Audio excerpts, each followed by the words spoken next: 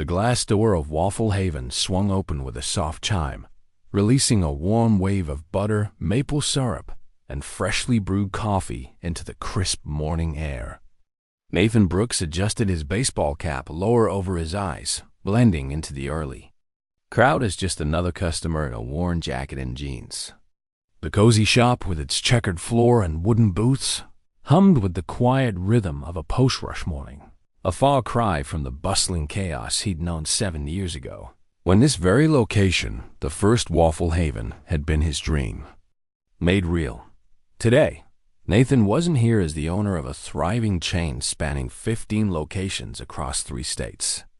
He was a shadow, a stranger named Sam Turner, come to uncover why this shop, the heart of his empire, was bleeding profits and losing its soul. Nathan's boots scuffed lightly on the linoleum as he approached the counter, his sharp eyes scanning every detail. The slightly chipped menu board, the faint smudge on the glass pastry case, the tired slump of a server wiping down tables. For 5 years, Waffle Haven had grown from a single diner into a regional success, built on Nathan's vision of quality food and a workplace where employees felt like family. But recent reports showed a troubling dip in this shop's performance declining. Customer satisfaction, shrinking margins, and vague corporate audits that raised more questions than answers. Something was rotten, and Nathan's gut told him it wasn't just bad luck. "Time to see for myself," he muttered under his breath. Pulling his cap lower at the counter, a young woman with a bright smile and a name tag reading Sophie greeted him. "Welcome to Waffle Haven, where every bite feels like home. What can I get for you today?" Her voice carried the cheerful script Nathan had written 3 years ago, but there was a practiced edge to it, as if the words were more habit than heart. "I'll take the sunrise stack with extra blueberries and a black coffee," Nathan replied, keeping his tone casual. He paid with cash, no corporate card, to risk exposure, and took a seat in a corner booth, its cracked vinyl offering a clear view of the kitchen, register, and manager's office from this vantage point. Nathan could observe the shop's pulse without drawing attention. The manager, a burly man with slicked-back hair and a name tag identifying him as Greg Sullivan, leaned against the counter, scrolling through his phone while barking orders at the staff. Nathan recognized Greg from personnel files a long time. Employee promoted to manager 2 years ago, but his demeanor was all wrong. There was no leadership in his sharp commands, only a petty authority that set Nathan's nerves on edge. This wasn't the culture he'd envisioned for Waffle Haven. 2 employees emerged from the kitchen, carrying trays of golden waffles dusted with powdered sugar. They paused near Nathan's booth, close enough for their hushed conversation to drift his way. "I can't believe they did that to Lucas," Sophie whispered, glancing nervously toward Greg's office. A coworker, a tall young man with a name tag reading Tyler, nodded, his voice tight with frustration. "I know. Reporting the register theft should have gotten Greg fired, not Lucas demoted. Corporate just swept it under the rug." Nathan's stomach clenched. He leaned slightly closer, pretending to scroll on his phone, his fingers hovering over the screen. "The worst part is Lucas can barely make rent now," Sophie continued, her eyes darting to ensure Greg wasn't listening. "He's talking about quitting. Greg must have friends in high places." Tyler's jaw tightened. "You've seen him take cash from the register 20 here, 50 there. It adds up, and Lucas paid the price for calling it out." Nathan's blood ran cold. This wasn't just about profits or sloppy service. It was theft, corruption, and the punishment of an honest employee. His company, built on integrity, was being eroded from within, and someone in corporate was complicit. He jotted a quick note in his mind. Lucas reported theft, demoted. Greg skimming, corporate cover-up? The pieces were falling into place, and they painted a grim picture. His waffles arrived, delivered by a thin young man with dark circles under his eyes and a name tag reading, "Lucas, The server set the towering stack of blueberry-studded waffles before Nathan, with hands that trembled slightly, as if exhaustion had seeped into his bones. "Enjoy your meal, sir," Lucas said softly, his voice devoid of the enthusiasm Nathan had always encouraged in his staff. "Thank you, Lucas," Nathan replied, deliberately using his name. "Everything okay? You seem tired." Lucas's eyes widened at the personal inquiry, a flicker of surprise breaking through his fatigue. "I'm fine, just working a double shift. Can I get you anything else?" Before Nathan could respond, Greg's voice boomed across the shop. "Lucas, stop chatting and clear table 7. Then mop the kitchen." Jason called in sick again. Lucas's shoulders slumped, his brief spark extinguished. "Right away, sir," he mumbled, hurrying off. Nathan watched, his fork pausing over the waffles, which were admittedly delicious despite the sour atmosphere. Greg's relentless criticism of Lucas was deliberate, a power play to keep him in line. Meanwhile, a group of executives in suits entered, and Greg's demeanor shifted instantly. He became the picture of charm, escorting them to a prime table and offering complimentary pastries. Nathan's eyes narrowed as he recognized one of them, Charles Reed, the regional operations director, clapping Greg on the shoulder like an old friend. The connection was clear. Charles was protecting Greg, explaining why Lucas's theft report had been buried. A memory surfaced, unbidden. 7 years ago, Nathan had stood behind this very counter, flipping waffles at 3 a.m., his hands blistered, but his heart full. He'd poured his life savings into Waffle Haven, inspired by a mentor, a diner owner who treated every employee like family. That vision had driven him through 16-hour days, but rapid expansion had forced him to delegate to men like Charles. Now, that trust seemed misplaced. A crack in the foundation he'd built. As Nathan sipped his coffee, a customer at a nearby table flagged Lucas down, complaining about a cold waffle. Before Lucas could respond, Greg swooped in, his voice loud. Enough for all to hear. "Lucas, what's this? You're serving cold food now? Fix it, or it's coming out of your check." Lucas's face flushed, but he nodded, rushing to the kitchen. The customer, satisfied by Greg's show, returned to her meal, but Nathan's grip tightened on his mug. This wasn't just mismanagement, it was cruelty.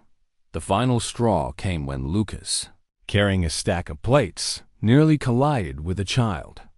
Running through the aisle, a single plate slipped, shattering on the floor with a crash that silenced the shop. Greg descended like a predator. "That's coming out of your paycheck, you careless idiot," he snapped, his face reddening. Sophie rushed to help, but Greg turned on her. "Did I ask for your input? Back to the register, or you're next." The executives at Charles's table chuckled, their indifference fueling Nathan's anger.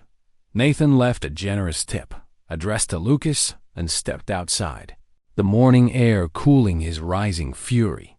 The corruption ran deeper than he'd feared. Greg's theft, Charles's complicity, and a corporate cover-up that punished honesty. An official investigation wouldn't suffice. The rot reached too high. As he walked to his car, he made a decision. Tomorrow, Nathan Brooks would vanish, and Sam Turner, a desperate new hire, would apply at Waffle Haven. He'd go deeper undercover, gather undeniable evidence, and clean house himself. In his pocket, he felt the weight of a crumpled receipt. From the trash, a coded note he'd found discarded in Greg's office, listing shortages that matched no inventory records. It was a breadcrumb, a hint of a broader scheme. Nathan's resolve hardened. For Lucas, for Sophie, for the dream he'd built, justice was coming, and Greg Sullivan had no idea who he was up against. The early morning air carried a faint chill as Nathan Brooks, now Sam Turner, tied on a Waffle Haven apron in the cramped employee break room. The stiff fabric scratched against his skin, a far cry from the tailored suits he'd worn as the chains. "Owner, but it was a necessary disguise. His designer watch had been swapped for a cheap digital timepiece, his styled hair hidden beneath a company-issued cap. To the world, Nathan Brooks was on a business trip. To the staff of Waffle Haven's original shop, Sam Turner was just another desperate hire grateful for a paycheck. Yesterday's observations, Greg Sullivan's theft, Lucas Hayes' punishment, and Charles Reed's complicity had confirmed Nathan's worst fears. Now, as he stepped onto the shop floor, he was ready to dig deeper, to gather the evidence that would bring justice to his corrupted dream. Sophie Bennett, the cashier with a warm but weary smile, greeted him at the register. "You're the new guy, Sam, right? Don't worry, it's hectic, but you'll catch on." Her voice was kind, but her rushed movements betrayed the pressure of an understaffed shift. "Greg doesn't like us spending too long on training, so just follow my lead." Nathan nodded, his eyes scanning the bustling shop. The sizzle of batter on the waffle irons, the clink of plates, the low hum of customers chatting over coffee. The scent of maple syrup was as familiar as his own heartbeat, but the tension in the air was new, a sour note in the melody of his creation. Greg Sullivan lounged in his office, the door ajar, his phone glowing as he scrolled, oblivious to the morning rush. Nathan recalled the personnel file. Greg, a manager for 2 years, had a knack for charming corporate, but a reputation for cutting corners. His slick-back hair and sharp commands yesterday had marked him as a bully, and Nathan's goal today was to confirm his theft while building trust with the staff. Sophie handed him a rag and pointed to the counter. "Start by wiping down the prep area." Greg's picky about cleanliness when he's in the mood to notice. As Nathan worked, he observed the shop's dynamics. Lucas Hayes clocked in, his eyes shadowed with exhaustion, his shoulders hunched as if bracing for another day of Greg's wrath. Nathan remembered Lucas's trembling hands serving waffles, his demotion for reporting Greg's register skimming. Lucas moved to restock syrup dispensers, his efficiency marred by a quiet resignation. Sophie, meanwhile, handled the register with a forced cheer, her glances toward Lucas filled with concern. Tyler Morgan, the tall server who'd whispered with Sophie yesterday, avoided eye contact, his name tag gleaming as he served a table with exaggerated enthusiasm. Nathan noted Tyler's unease. Sophie had hinted he was Greg's informant, coerced by family medical bills. "Sam, you're with Lucas today," Greg barked, emerging from his office with a coffee mug. His heavy hand clapped Nathan's shoulder, the gesture more possessive than welcoming. "He knows the grunt work. Don't slow him down." The word grunt was deliberate, a jab at Lucas, whose jaw tightened but remained silent. Nathan followed Lucas to the stockroom, a dimly lit space, stacked with boxes of waffle mix and canned fruit. "Keep up," Lucas muttered, handing him a clipboard. "We're restocking before the lunch rush." Nathan seized the chance to connect. "Been at Waffle Haven long?" he asked, stacking boxes with deliberate care. Lucas paused, his guard up, but Nathan's easy tone honed from years of winning over investors coaxed a response. "Almost 2 years," Lucas said, organizing cans with mechanical precision. "Was on track for assistant manager, but doesn't matter now." His voice trailed off, bitterness seeping through. "Rough deal," Nathan said, keeping his fabricated backstory vague. "I've worked places where the boss plays favorites, screws over the good ones." Lucas glanced at him, a flicker of recognition in his tired eyes. "Yeah, something like that." Their conversation was cut short when Greg's voice echoed from the shop floor, summoning Lucas to handle a spilled drink. Nathan stayed behind, his eyes falling on the stockroom's inventory tablet. A quick glance confirmed his suspicions. Reported quantities of blueberries and whipped cream didn't match the physical stock, suggesting product was being siphoned off. Back on the floor, the lunch rush hit like a storm. Customers packed the booths, their orders piling up as the kitchen, Buzzed? Nathan bussed tables, his movements practiced to avoid suspicion, but his attention was on Greg. The manager made a show of counting the register during a lull, his hands moving too quickly over the bills, angling his body away from the security camera's lens. Nathan caught the subtle motion of a $20 bill slipping into Greg's pocket, masked by a loud "registers balanced." He jotted a mental note. 12:47 p.m. Greg skims $20. Camera blind spot to gather more evidence. Nathan volunteered. For trash duty, a task no one else wanted.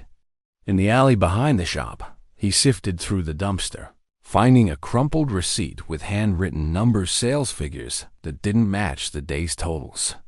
His pulse quickened as he slipped it into his pocket, but the crunch of gravel made him spin around.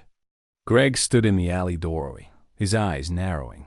"What are you doing, Turner? Looking for lunch in there?" His tone was mocking, but suspicion glinted beneath it.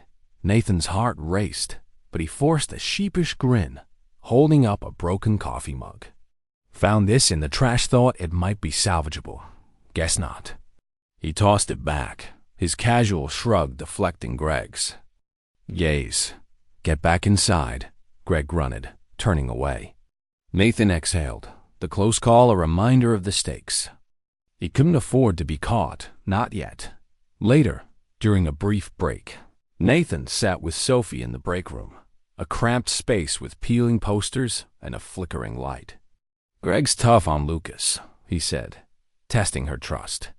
Sophie sighed, twisting her apron. "Tough's putting it lightly." Lucas caught Greg skimming cash and reported it to corporate. Instead of firing Greg, they demoted Lucas, gave him the worst shifts. He's saving for college, but his sister's got asthma, needs meds. He can't quit, but it's killing him. Nathan's empathy was real, though he hid it behind Sam's. Nod. Sounds like corporate's got Greg's back. Sophie's eyes darted to the door. Not just corporate. Charles Reed, the regional guy, he's in on it. Shows up, takes his cut, and Lucas gets screwed. Her voice dropped. Tyler's no help either. He snitches for Greg, tells him what we say. His mom's sick, so Greg dangles extra shifts to keep him loyal. The puzzle grew clearer. Greg's theft, Charles's protection, Tyler's coercion, and Lucas's punishment formed a web of corruption. Nathan's resolve hardened. He needed hard evidence, something corporate couldn't ignore. That evening, after his shift, he lingered near the break room, planting a tiny recording device, disguised as a wall outlet. It captured Greg's voice, low and sharp, coaching Tyler. "Keep an eye on Lucas. If he talks about the register again, you tell me. Got it?" Tyler's mumbled agreement was the first piece of Nathan's growing dossier. As Nathan clocked out, he passed Lucas, who was mopping the floor despite a double shift. "You okay, man?" Nathan asked, pausing. Lucas's eyes were hollow, but he managed to shrug. "Just surviving." Nathan nodded, slipping a coded note into his mental ledger. Lucas breaking. Must act soon. In the parking lot, he spotted Greg, climbing into a gleaming SUV, a vehicle no shop manager could afford on salary alone. Nathan's jaw clenched. Tomorrow he'd dig deeper, but tonight he'd start tracing the money trail. The trap was forming, and Greg Sullivan was walking right into it. The sun rose over the city, casting a golden glow across Waffle Haven's original shop, where balloons in bright yellow and blue bobbed above the entrance. A banner proclaiming 7 years of Waffle Wonders stretched across the storefront, and the air buzzed with anticipation for the anniversary promotion. Nathan Brooks, disguised as Sam Turner, arrived early, his apron tied tight and his cheap digital watch ticking toward the start of his shift. The scent of fresh batter sizzling on the irons mingled with the tang of coffee. But beneath the festive facade, Nathan sensed a storm brewing. Today's high-volume sales and cash-heavy transactions were a perfect cover for Greg Sullivan's theft, and Nathan was ready to catch him in the act. For Lucas Hayes, pushed to the edge by relentless abuse, today would be a breaking point, and for Nathan, it was the day to tighten the trap. The shop was transformed for the celebration. Streamers dangled from the ceiling, and a special menu offered discounted sunrise stacks and anniversary specials, waffles topped with whipped cream and seasonal berries. Nathan moved between stations, bussing tables and restocking napkins, his eyes never straying far from Greg. The manager was already there, his slick-back hair gleaming under the fluorescent lights, his voice sharp as he barked orders at the morning crew. Everything needs to be perfect. Greg snapped, adjusting a balloon with a flourish. Corporate might send reps to check on us. Don't screw this up.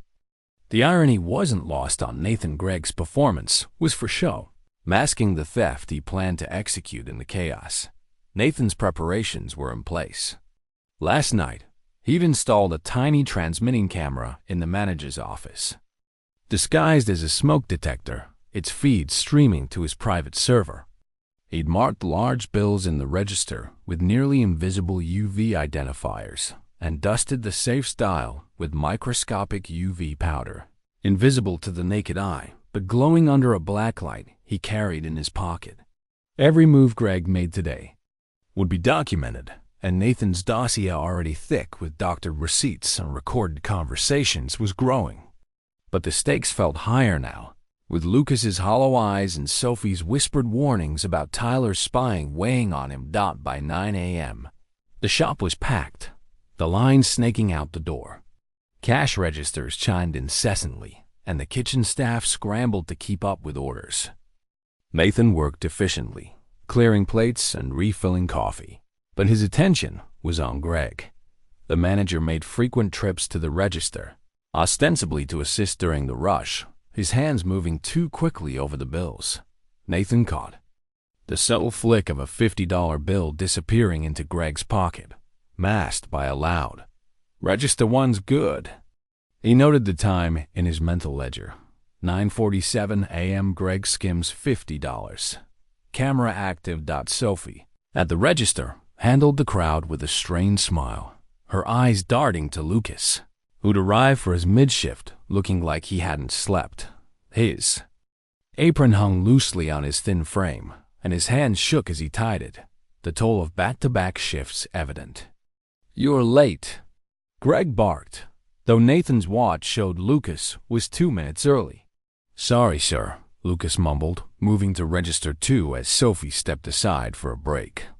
"Don't mess up the counts this time," Greg sneered, his tone designed to humiliate. The lunch rush hit like a tidal wave, the anniversary discounts drawing families, students, and retirees who hadn't visited in years. Nathan marveled at the turnout under different circumstances. He'd have been thrilled, but his focus was on Greg's escalating boldness. During a chaotic moment, Greg removed an entire stack of 20s from the drawer, slipping them into his pocket while pretending to organize receipts. "Register 2's balanced now, Lucas," he called, loud enough for customers to hear. Lucas's face flushed with anger, but he stayed silent, his knuckles white as he rang up an order. Around 2 p.m., Charles Reed arrived, his expensive suit and cologne cutting through the syrup-scented air. Ostensibly there to oversee the promotion, he circulated among customers, shaking hands and praising the staff's hard work. But Nathan, wiping down a nearby table, saw through the act.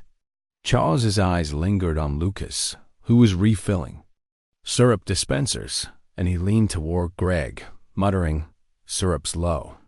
Details matter, Sullivan. Brooks is big on customer experience." The jab was deliberate, and Lucas's shoulders tensed, his exhaustion palpable. Nathan checked his phone, the camera feed showing Greg and Charles slipping into the office. 15 minutes later, they emerged, Charles tucking an envelope into his jacket with a satisfied smirk. The feed had captured it all. Greg counting bills from his pocket, passing them to Charles, who pocketed them without a word. Nathan's pulse quickened another nail in their coffin, but a shadow loomed over him. Tyler Morgan stood nearby, his eyes narrowing at Nathan's phone. "What are you looking at, Sam?" Tyler asked, his tone edged with suspicion. Nathan's heart skipped, but he flashed a grin, tilting the screen to show a sports app.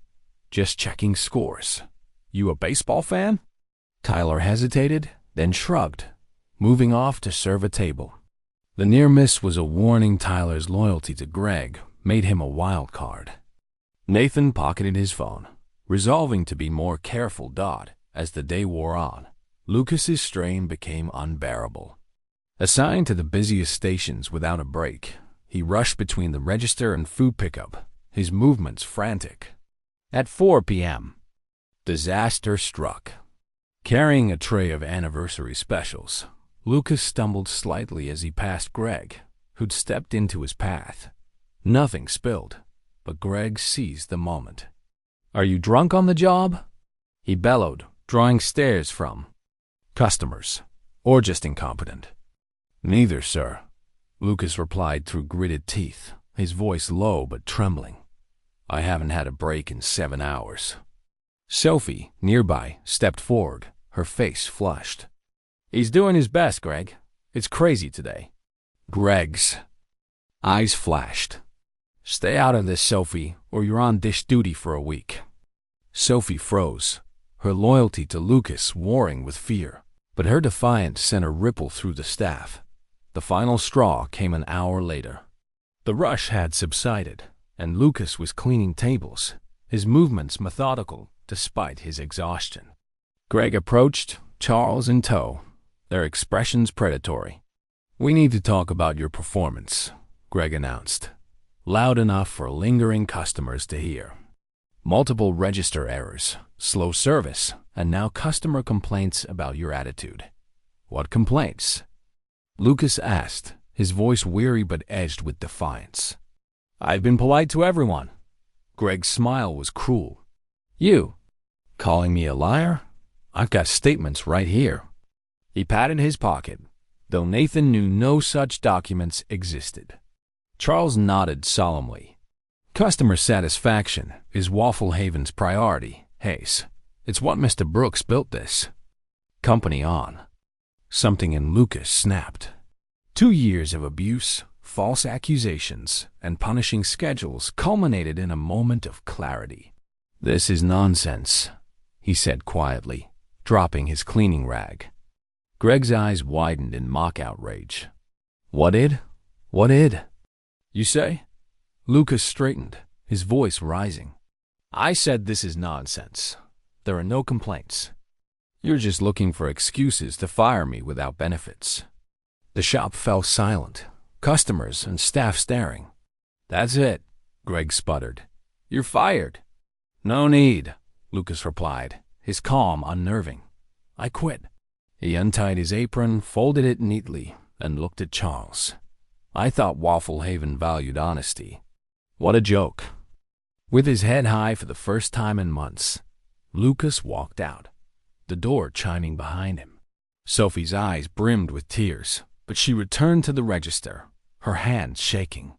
Nathan, bussing a nearby table, felt a pang of pride and worry. Lucas's Stam was brave, but he'd left without a safety net. As the shop resumed its rhythm, Nathan's mind raced. Lucas's exit was a setback, but it strengthened his resolve. After his shift, he waited until Greg left, then used a duplicated key to re-enter. In the office, he checked the camera still transmitting and dusted more UV powder on the safe. He reviewed the day's footage on his phone, confirming Greg's skimming and Charles's payoff. The marked bills and powder traces would seal their fate. Tomorrow, Nathan would confront them, but first, he'd find Lucas. The trap was set, and the reckoning was near. The Sunday morning sun filtered through the checkered curtains of Waffle Haven, casting a soft glow over the polished countertops and wooden booths. The festive balloons from yesterday's anniversary celebration still bobbed above the entrance. But the air held a different kind of anticipation, a reckoning. Nathan Brooks strode through the glass door, no longer Sam Turner, the unassuming new hire in a worn apron. Today, he wore a tailored charcoal suit, his posture radiating the authority of the man who'd built Waffle Haven from a single dream into a regional empire. His cheap digital watch was gone, replaced by the sleek timepiece of a CEO. But his eyes carried the same sharp focus that had cataloged every detail of Greg Sullivan's corruption. The staff meeting he'd called would end the charade, expose the rod, and set the stage for justice. Nathan's footsteps echoed on the linoleum as he approached the counter, where a young cashier, Emma Larson, fumbled with the register, her eyes widening at his commanding presence. "Good morning," Nathan said, his voice calm but firm. "Please tell Greg I need to see him immediately. Also, call everyone scheduled for today's shift. We're having an emergency staff meeting in 30 minutes. Emma stammered, "I'm sorry, sir, but who should I say is asking?" Nathan's lips curved into a faint smile. "Just tell him the owner is here." The effect was electric. Emma's hands trembled as she dialed Greg's office, her voice barely audible. Within moments, Greg Sullivan emerged, his slick-back hair slightly disheveled, his usual swagger replaced by nervous confusion. "Mr. Brooks?" he said, his tone caught between deference and panic. "We weren't expecting. What a surprise." "If I'd known, I'd have." Nathan cut him off with a raised hand. "Save it, Greg. Gather your staff. Conference room, 30 minutes. As Greg scrambled to comply, making frantic calls to off-duty employees, Nathan moved through the shop with deliberate purpose. He checked the manager's office, ensuring the transmitting camera disguised as a smoke detector was still active, its feed secure on his private server. The UV powder on the safe's dial glowed faintly under his blacklight, confirming Greg's late-night tampering after yesterday's rush. The marked bills, doctored receipts, and recorded conversations formed a dossier that would bury Greg and his accomplice, Charles Reed, who'd been summoned in a panic by Greg's text by 9 a.m. The conference room, a cramped space with a chipped table and faded posters, was packed with bewildered employees. Sophie Bennett sat near the front, her eyes darting between Greg and Nathan, a flicker of hope breaking through her fatigue. Tyler Morgan, Greg's informant, slouched in the back, his face pale as he avoided Nathan's gaze. Lucas Hayes was absent, his resignation yesterday, a wound Nathan felt keenly. Greg stood by the door, his forced smile faltering, while Charles Reed arrived, his expensive suit rumpled from a rushed drive. His polished charm giving way to uneased, Nathan took his place at the head of the table, his tablet glowing with the evidence he'd spent a week compiling. "Thank you all for coming on short notice," he began, his voice steady but laced with steel. "Some of you know me as Nathan Brooks, founder and owner of Waffle Haven. Others," his eyes swept over Sophie and Tyler, who'd worked alongside him as Sam Turner, "know me as Sam, the new hire." Gasps rippled through the room. Sophie's hand flew to her mouth, her eyes wide with shock. Tyler's jaw dropped, his fingers gripping the table. Greg's face drained of color, and Charles's hand froze mid-adjustment of his tie. "For the past week," Nathan continued, "I've worked among you, seeing firsthand what happens when people think no one's watching. What I found was infuriating." He tapped his tablet, and the wall-mounted screen lit up with security footage from yesterday's anniversary event. The room fell silent as Greg appeared, slipping a stack of 20s from the register into his pocket, his movements quick but unmistakable. "This," Nathan said, "is from the promotion. But it's not all." The footage shifted to Greg in his office, counting bills and passing an envelope to Charles, who tucked it into his jacket with a nod. Sophie's breath caught, her eyes brimming with vindication. Tyler sank lower in his seat, guilt etched across his face. Greg jumped to his feet, his voice cracking. You can't prove." Nathan's gaze silenced him. "Sit down, Greg. I'm not done. The screen split, displaying financial records alongside inventory reports, discrepancies highlighted in red. Systematic theft, Nathan said, his voice hardening. Doctored invoices, falsified inventory, manipulated staffing hours. Over 18 months, you've stolen $157,000 from this location alone. Charles rose, his voice strained but attempting authority. Mr. Brooks, there's been a misunderstanding. I can explain. Nathan cut him off, sliding a USB drive across the table. No misunderstanding, Charles. This contains recordings of your phone calls with Greg, discussing how to hide the theft from me and warning each other about corporate visits. And the screen showed photos of marked bills, their UV identifiers glowing, recovered from Charles's office last night, were in your possession. Greg's bravado crumbled. It wasn't just us, he blurted, his face reddening. There are others higher up. We were following. Nathan's voice was ice. I know, Greg. Your scheme reaches corporate headquarters. I've already alerted the board, and they're scrambling to save themselves. But today, my focus is here. He turned to the staff, his tone softening but resolute. What bothers me most isn't the money. It's how you treated your team, especially those who did the right thing. He faced Charles directly. When Lucas Hayes reported Greg's theft following our handbook, you didn't investigate. You conspired to demote him, gave him punishing shifts, and drove him to quit. Why? Because he threatened your profits. Sophie's eyes filled with tears, her hands clenched. Tyler looked sick, his role as Greg's informant weighing heavily. Nathan's voice rose, carrying the weight of his betrayal. This isn't the Waffle Haven I built, a place where honesty is punished and greed thrives. Charles made a desperate move. Wait, Nathan, he said, lowering his voice. I can give you names, bigger names. This goes beyond Waffle Haven. Let's talk privately. His eyes darted to the door, a plea for leverage. Nathan's smile was cold. You'll talk, Charles, but to the police. Your time for deals is over. He nodded to the back of the room, where two uniformed officers appeared, their badges gleaming. Effective immediately, Greg Sullivan and Charles Reed are terminated. Security will escort you out, and the police have all the evidence for criminal charges. Greg lunged for the door, his panic overriding reason. You can't do this, he shouted, shoving past Sophie.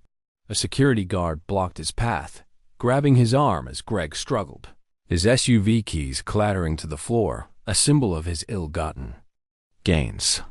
Charles, seeing the futility, slumped in his chair, his polished facade shattered. The officers stepped forward, reading their rights as they cuffed both men. You have no idea who you're dealing with, Charles muttered, but Nathan's reply was firm. I know exactly who I'm dealing with, and you're done. As the officers led Greg and Charles out, the room fell silent, the staff processing the whirlwind. Sophie stood, her voice trembling but clear. Mr. Brooks, thank you. Lucas, he didn't deserve what they did. Nathan nodded, respect in his eyes. He didn't, Sophie. And we're going to make this right. Tyler, his face ashen, raised a shaky hand. I helped Greg. I told him what people said. I'm sorry. His voice broke, the weight of his mother's medical bills evident. Nathan's expression softened. We'll talk, Tyler.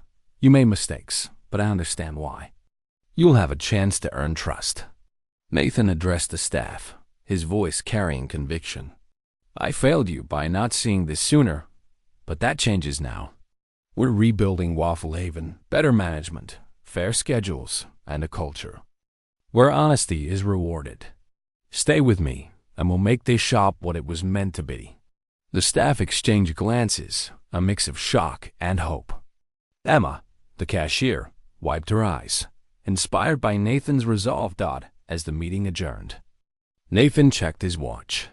One task remained: finding Lucas. He turned to Sophie, who lingered by the door. "Do you have Lucas's address? There's someone I need to see." Sophie nodded, scribbling it on a napkin, her eyes bright with gratitude. "He'll be glad to know you did this," she said. Nathan pocketed the napkin, his mind already on the next step. The shop was saved, but Lucas deserved more than justice. He deserved a future. The fight wasn't over, but today, Nathan had struck a decisive blow. The late afternoon light filtered through the cracked blinds of Lucas Hayes' apartment, a modest unit in a brick complex on the city's outskirts. Nathan Brooks stood at the door of Unit 17B, his tailored suit a stark contrast to the peeling paint and rusted stair rail.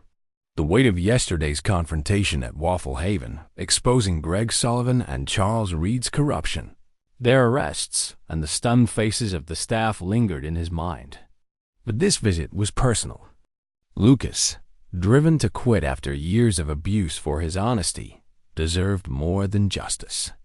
He deserved a future. Nathan straightened his tie, knocked firmly, and waited. The faint hum of a neighbor's TV filling the silence. The door creaked open, revealing Lucas in sweatpants and a faded t-shirt, his eyes shadowed with exhaustion. "And surprise, Mr. Brooks?" he stammered, his gaze flickering to the suit, then to the memory of Sam Turner, the new hire he'd trained. Or, "Sam, what are you doing here?" Nathan offered a gentle smile. "May I come in? We have a lot to discuss." Lucas hesitated, then stepped aside, gesturing to a small living room cluttered with second-hand furniture. A stack of job applications sat on the coffee table, next to a laptop open to employment listings, a testament to the uncertainty he faced.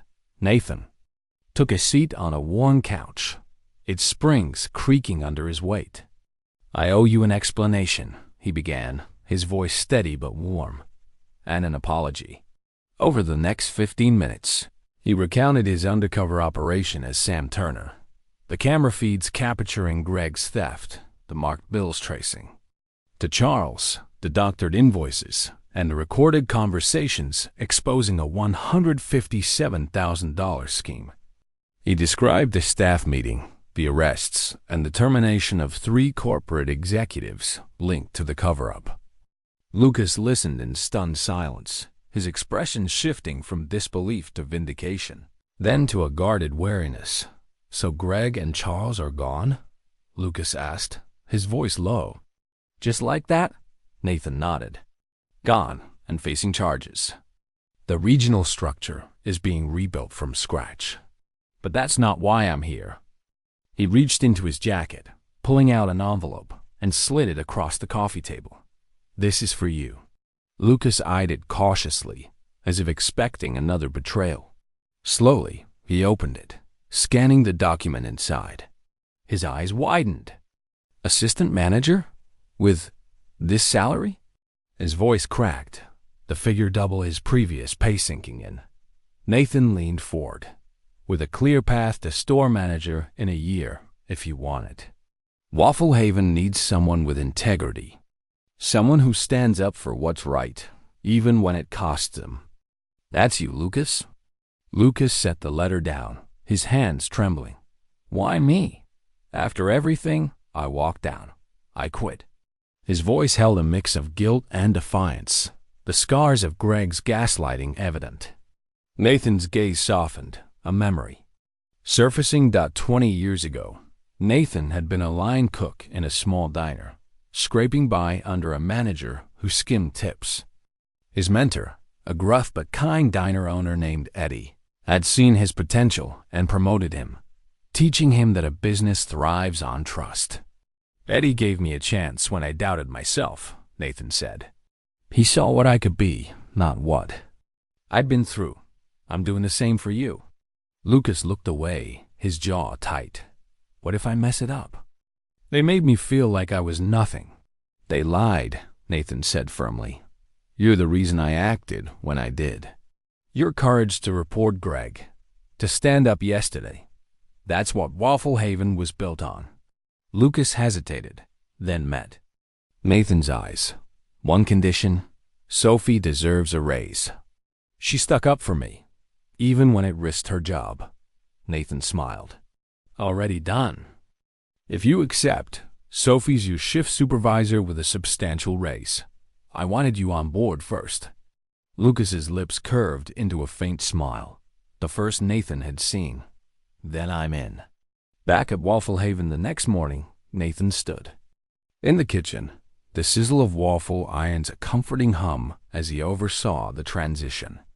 Lucas returned, wearing a crisp button-down, his posture straighter, his eyes brighter.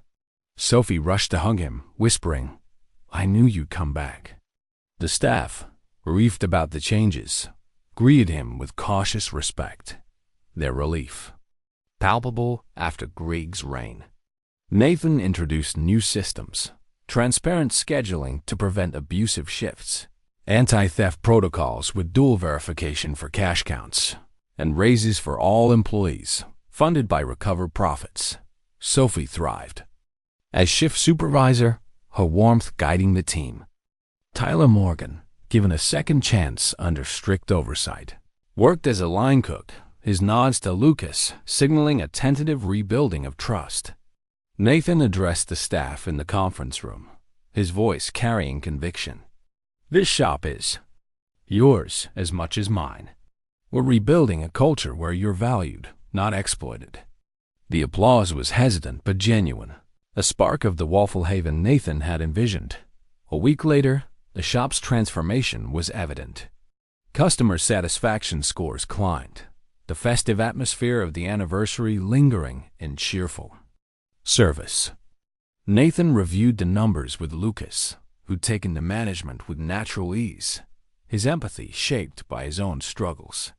Profits are up 15%, Lucas reported, sliding a folder across the desk. Fair schedules and happy staff make a difference. Nathan nodded, pride swelling. You're proving that every day. But a shadow loomed. That morning, Nathan had received an encrypted email from an anonymous source within corporate, hinting at similar theft schemes in 2 other locations. Check the Midwest region. Reed wasn't the top.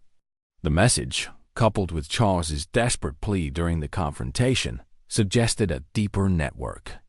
Nathan forwarded it to a private investigator, his resolve hardening. Waffle Haven was healing, but the fight wasn't over. In a quiet moment, Nathan stood by the shop's entrance, the banner now replaced by a framed photo of the original opening. Dahim, young and hopeful, flipping waffles.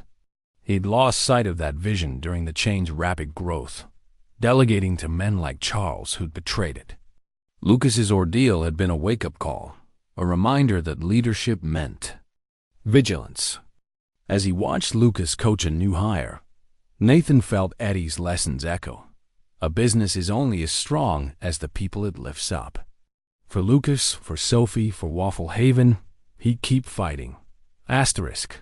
The evening sun cast a warm glow over Waffle Haven, its checkered floor gleaming as customers savored waffles in cozy booths. Nathan Brooks stood by the counter, the scent of maple syrup stirring memories of 7 years ago, when this shop was his dream's first spark. His tailored suit was gone, replaced by a simple button-down, but the apron from his days as Sam Turner hung in his office, a reminder of the fight to save his vision. The shop buzzed with laughter, a stark contrast to the tension under Greg Sullivan's reign.